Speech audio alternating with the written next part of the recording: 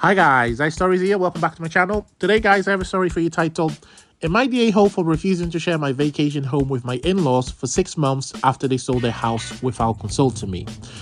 For background here, this is the wife writing the story. She's 33 and she has a husband who's 35, and the in-laws in question are obviously her husband's parents. It starts off by saying, myself and my husband have been married for 5 years. We own a beautiful vacation home on the beach that we built ourselves and use throughout the year. My in-laws, who are 60, have always been welcome guests, visiting for a few weeks here and there, and contributing financially towards maintenance costs. Last month, my in-laws suddenly announced they were selling their house to downsize and move into a tiny condo. Apparently, they've been secretly harboring this idea for months, never mention it to me or my husband. They plan to close on the sale in 2 weeks and then move into a vacation home for 6 months while they figure things out. Okay, look, I was going to say they didn't have to tell you about when you mentioned about how they was harboring this idea for months about the sale of the house and downsizing, but the fact that they were planning, or they are planning, to move into your vacation home, then yes, they do have to tell you. The one thing I will mention though is you mentioned here that they've contributed financially towards maintenance costs. It doesn't mention how much that is. Obviously, there could be an argument that the way that they're looking at this situation, okay, well, if we're contributing towards it, then there is an element of flexibility that we have to be able to, to live there for a couple of weeks whilst we sort something out. But there's a difference between a couple of weeks and 6 months, right? 6 months is completely different than 1 or 2 weeks. Nonetheless, let's continue. She mentions, I was floored. This house is a sanctuary, not a retirement home extension. We use it frequently, have friends and family booked to visit throughout the year, and rely on the income it generates during the peak season. Okay, so this is now completely different now, right? So this isn't a vacation home that you only use once or twice a week, or even once a month, right? Depending on, obviously, your job, etc., right? How many days holiday you have, amongst other things.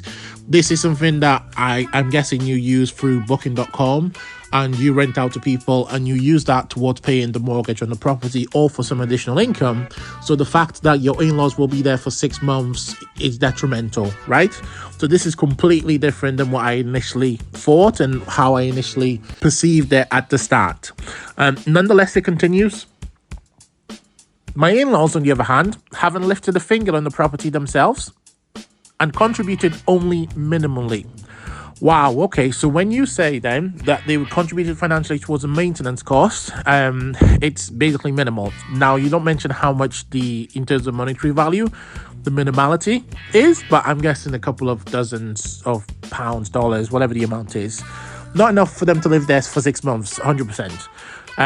She wraps up by saying, my husband, bless his heart, is more understanding. He feels bad for his parents and believes we can make it work. Of course he can say that because it's his parents. That's the only reason why. But no, I wouldn't make it work unless they come to you and say, hey, we're willing to pay towards the money that you would otherwise lose from booking, and you and your husband can have a discussion. You maybe give them, 20%, maybe 30% because they're family in terms of discounts, but don't let them live there for 6 months. I'm guessing, fundamentally mortgage free, and most importantly is you lose out on money in terms of the revenue that you would get from renting that out, plus not forgetting the fact that you cannot use that vacation home yourself because they're now living there. And they mentioned 6 months, but there's nothing to say that they will only be there 6 months, right? They could be there a lot longer. It just looks like a bad situation all around. She continues, I should say. His in-law sent in my resistance and now guilt-tripping us, claiming they have nowhere else to go and offering to pay significantly more than the usual contribution. Again, not sure exactly what the usual contribution is, but I would take them up on the offer, assuming, right, that the significant more is exactly how much you would lose. It wraps up by her saying, am I the a-hole for refusing to let them move in? On one hand, I feel obligated to help family in need. I completely disagree. But on the other, this feels like an outrageous imposition on our personal space and finances. Look, my comments, I already referenced them a few times throughout the video. I do want to read some comments from some people. First post says, no, not the a-hole, do not do this. Don't fall for family needs it BS. This isn't family in need of your space. This is running a con to get into your space. Then they, I should say, can find plenty of spaces. Hell, take a cruise for 6 months. That's actually very true. If I was at that age, I would consider taking a cruise for 6 months. If they need help, you can help them find a temporary space for 6 months. In fact, why not meet them with a list of few places they can look for? I know they won't look, but it sends them the right message. They just showed up who they are. They just showed you, I should say, who they are. They are sneaky, manipulative, only care about what they want, and are willing to try and guilt trip you to give you to them. Nothing in this says they are loving and want what's best for you.